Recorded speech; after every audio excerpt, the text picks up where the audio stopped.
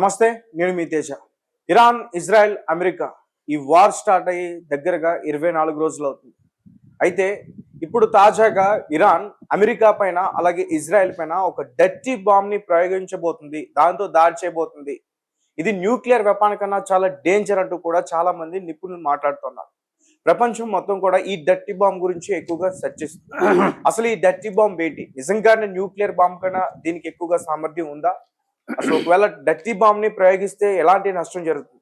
దీనికి సంబంధించిన పూర్తి వివరాలన్నీ కూడా తెలుసుకునే ప్రయత్నం చేద్దాం. మనతో పాటు డిస్కస్ చేయడానికి సీనియర్ జర్నలిస్ట్ దాము బాలాజీ గారు ఉన్నారు. ఆయనతో మాట్లాడు. నమస్తే సార్. సో ఇప్పుడు అందరూ కూడా డర్టీ బాంబ్ గురించే డిస్కషన్ చేస్తున్నారు. న్యూక్లియర్ వెపన్ కన్నా మోస్ట్ పవర్ఫుల్ వెపన్ అంటూ కూడా చెప్తా ఉన్నారు. తాజాగా ఇరాన్ దాంతో దాడి చేయబోతుందని చెప్తున్నారు. ఏంటి సార్ దీనికి సంబంధించిన వివరాలు? మామూలుగా ఇప్పుడు ఇరాన్ అసిమెట్రిక్ వార్ అంటారు. అంటే ఒక బలమైన శత్రువుతో బలహీనుడైన వ్యక్తి పోరాడే పద్ధతిని అసిమెట్రిక్ వార్ఫేర్ అని మోడర్న్ గా అంటారు. ఇది ఒకప్పుడు గెరిల్లా వార్ఫేర్ అని కూడా అనేవారు. సో ఈ అసిమెట్రిక్ వార్ఫేర్ లో ఏంటంటే శత్రువు బలాలేంటి, బలహీనతలేంటి, మన బలాలేంటి, మన బలహీనతలేంటి, ఇది కరెక్ట్ గా అంచనా వేసుకొని శత్రువుని ఎలా ఇబ్బంది పెట్టాలి, తను ఎలా సర్వైవ్ కావాలి. సో ఇరాన్ ముందున్న ప్రధాన కర్తవ్యం తను సర్వైవ్ కావడం, శత్రువులను వేక్ చేయడం, తనకు కలిగిన పెయిన్ని ప్రపంచానికి అంటించేయడం, ప్రపంచానికి కూడా అంత పెయిన్ కలిగే విధంగా చేయడం. ఇది ఇరాన్ స్ట్రాటజీ. ఈ నేపథ్యంలో ఇరాన్ ఏం చేస్తుందంటే ముందు నుంచి కూడా ఇప్పుడు బలమైన డిఫెన్స్ వాళ్ళకి ఉంది. ఎవరికి? అమెరికాకి, ఇజ్రాయెల్కి. ఇజ్రాయెల్లో ఐరన్ డోము, తర్వాత డేవిడ్ స్లింగ్, ఆరో 2 and 3 ఈ 3 ఉన్నాయి. అలాగే అమెరికాలో థాడ్, తర్వాత ప్యాట్రియాట్, తర్వాత యాక్సిస్, ఈ 3 అమెరికాలో ఉన్నాయి. అంటే 6 రకాల అడ్వాన్స్డ్ డిఫెన్స్ సిస్టమ్స్ ఉన్నాయన్నమాట. అంటే ఎటువంటి మిసైల్స్ వచ్చినా ఇవి కొట్టేయగలవు. సో ఇది ఇరాన్కి తెలుసు. ఇరాన్ గతంలో కూడా ఇజ్రాయెల్తో లాస్ట్ ఇయర్ జూన్లో ఒక 12 రోజులు యుద్ధం చేసింది. సో ఇరాన్ ఏంటంటే బాగా స్టడీ చేసింది వీటిని ఎలా మనం వాటిని తట్టుకొని వాటిని తప్పించుకొని పోయి ఎలా బాంబులు అక్కడ మిసైల్స్ కానీ డ్రోన్స్ కానీ ఎలా వేయాలి అనేది ఏం చేసిందంటే ముందు దాన్ని వీకెండ్ చేయాలి. వీకెండ్ చేయాలంటే మనం ఎక్కువ నష్టపోకుండా దాన్ని వీకెండ్ చేయాలని ఫస్ట్ ఏంటంటే ఓల్డ్ డ్రోన్స్, ఓల్డ్ మిసైల్స్ని వేసింది ఇజ్రాయెల్ మీద, లేకపోతే గల్ఫ్ దేశాల మీద. దానివల్ల ఏమైంది, వాళ్ళ దగ్గర ఉన్న డిఫెన్స్ ఖర్చు పెట్టేయాల్సి వచ్చింది. ఖర్చు చూసుకుంటే ఇరాన్ ఒక డ్రోన్కి 17 లక్షలు అయితే వాళ్ళ ఒక డిఫెన్స్ బ్యాటరీకి 33 కోట్లు. సో 17 లక్షలు ఎట్లా, 33 కోట్లు ఎక్కడ? కాబట్టి వాళ్ళదేమి అనంతంగా అవి వస్తానే ఉండవు. కానీ ఇరాన్ దగ్గర ఏంటి, దాదాపు 1 లక్ష డ్రోన్స్, ఒక 3 నుంచి 4 వేల మిసైల్స్ ఇరాన్ దగ్గర ఉన్నాయి. సో రెండోది స్పీడ్గా కూడా ప్రొడ్యూస్ చేయగలవు అనమాట. వాళ్ళ దగ్గర ఇరాన్ దగ్గర 2 అతిపెద్ద కొండల ఇవి ఉంటాయి, పర్వతాలు 2 ఉన్నాయన్నమాట. ఈ రెండిటి కింద వాళ్ళు కిలోమీటర్ల పొడవున టనెల్స్ నిర్మించేశారు. అంటే ఒక రకమైన అండర్ గ్రౌండ్ నగరమే ఉంది. దాన్నే మిసైల్ సిటీస్ అని పిలుస్తారు. అందులో మిసైల్స్ తయారు చేసుకుని అండర్ గ్రౌండ్ లోనే కిలోమీటర్లు ప్రయాణించగలరు వాళ్ళు వెహికల్స్ వేసుకుని. సో అలాంటి ఒక నెట్వర్క్ పెట్టుకొని వీళ్ళు ఏం చేశారంటే ఫస్ట్ ఈ పవర్ఫుల్ గా ఉన్న ఈ డిఫెన్స్ సిస్టమ్ ని బలహీనపరిచేశారు. బలహీనపరిచినాక ఇప్పుడు ఏం చేస్తున్నారు, అమెరికా వాళ్ళు ఏమనుకున్నారు, మేము మిసైల్స్ ని, డ్రోన్స్ ని కంప్లీట్ గా ఓబ్లిటరేటెడ్ అంటాడు మాట్లాడితే ఎవరు, ట్రంప్.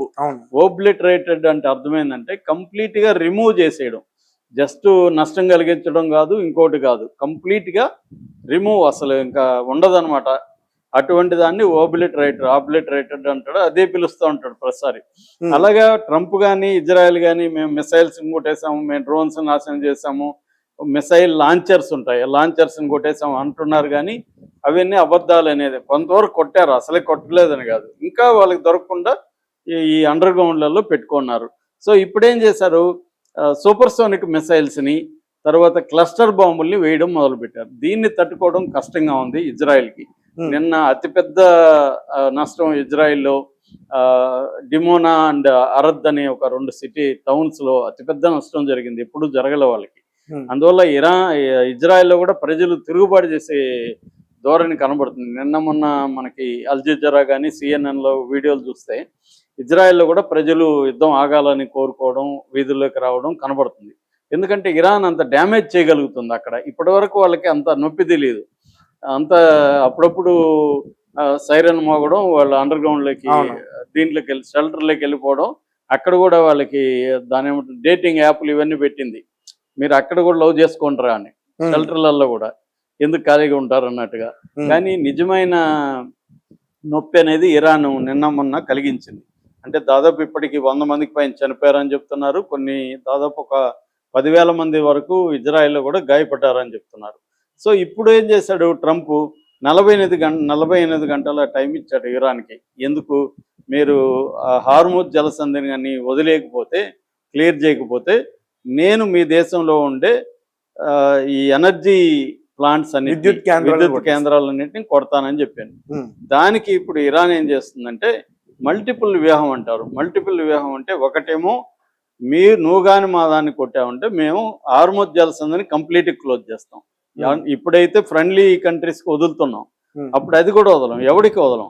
కాబట్టి కంప్లీట్గా క్లోజ్ చేస్తాం, నెంబర్ 1. నెంబర్ 2, ఈ గల్ఫ్ దేశాల్లో లేకపోతే ఇజ్రాయిల్లో ఉండే ఎలక్ట్రికల్ దీన్ని మేము కూడా ధ్వంసం చేస్తాం, విద్యుత్ కేంద్రాలని మేము కూడా ధ్వంసం.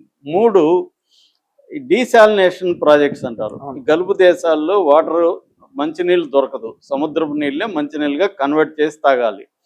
దీన్ని డీసాలినేషన్ ప్రాజెక్ట్స్ అంటారు. ఈ గల్ఫ్ దేశాలన్నింటిలో కూడా డీసాలినేషన్ ప్రాజెక్ట్స్ మీద ఆధారపడే ప్రజలు నీళ్లు తాగుతున్నారు.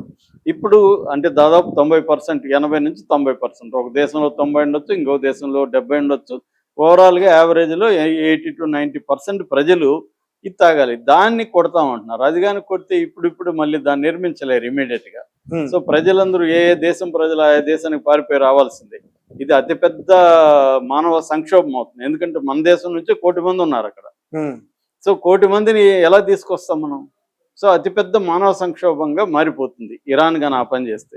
ఇప్పుడు ఇంకొక వార్త వైరల్ అవుతుంది. అదేంటంటే ఇరాన్ దగ్గర డర్టీ బాంబు ఉంది. ఈ డర్టీ బాంబు అణుబాంబు కంటే డేంజరు. ఈ డర్టీ బాంబుని అమెరికా సైనికులు ఇప్పుడు 8,000 మంది మెరైన్స్ దిగుతున్నారు. ఆల్రెడీ ఒక 50,000 మంది గల్ఫ్ కంట్రీస్లో అమెరికా సైనికులు ఉన్నారు.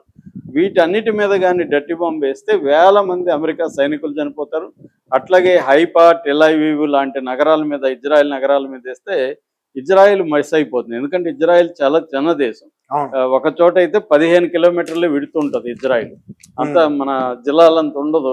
ప్రకాశం జిల్లాను, నెల్లూరు జిల్లా అంత ఉంటుంది ఇజ్రాయెల్ మొత్తం కలిపి. సో పాపులేషన్ కూడా 90 లక్షలు.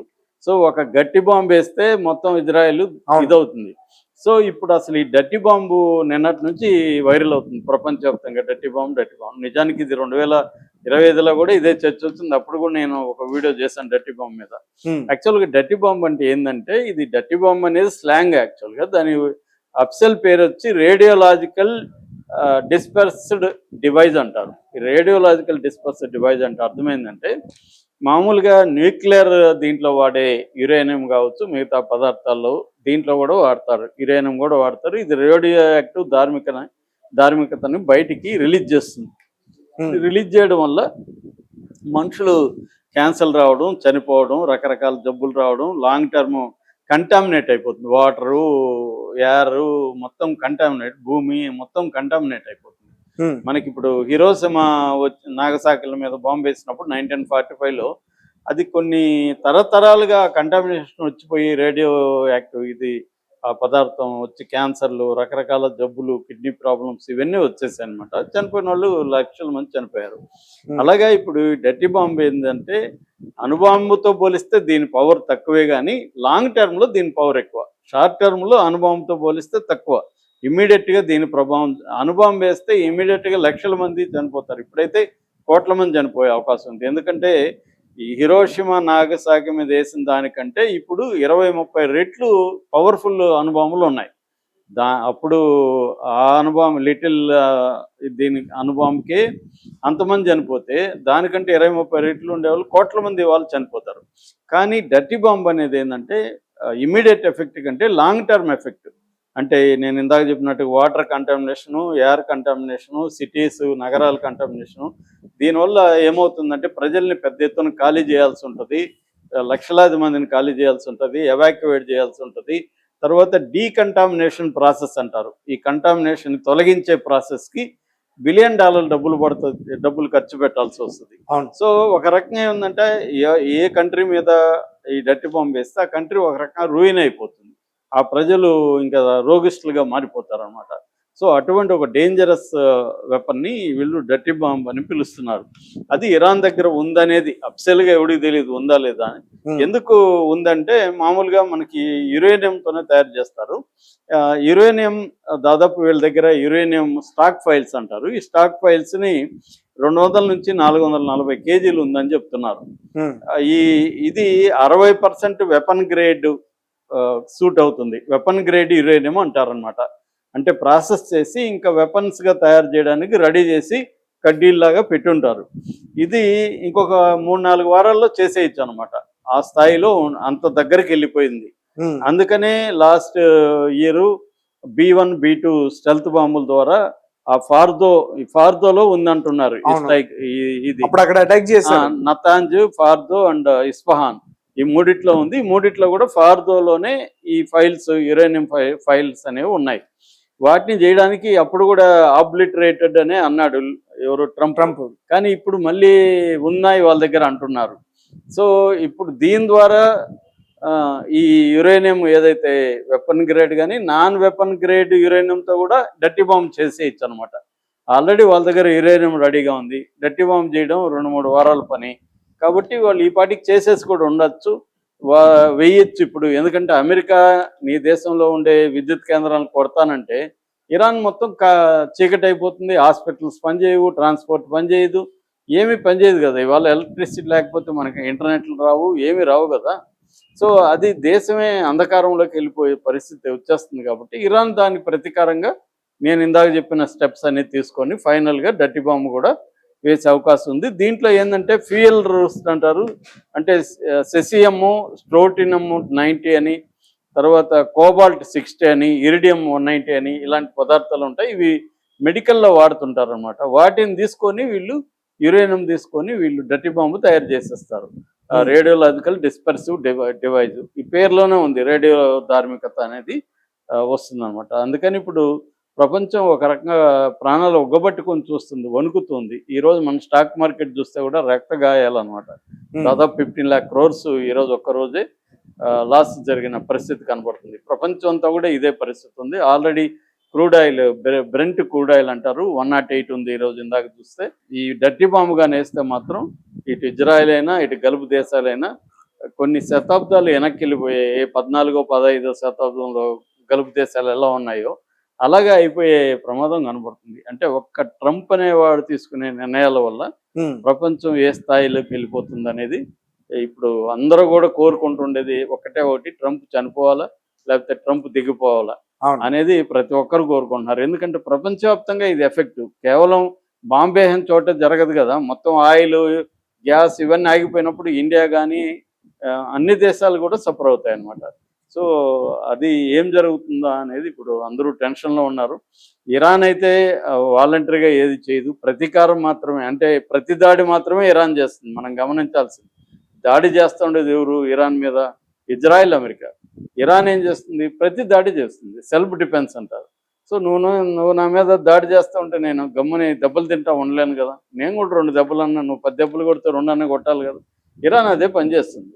సో అది ఇప్పుడు ప్రపంచాన్ని వణికిస్తూ ఉంది. మరి ఏం జరుగుతుందో చూడాలి. Right sir, thank you so much. Thank you.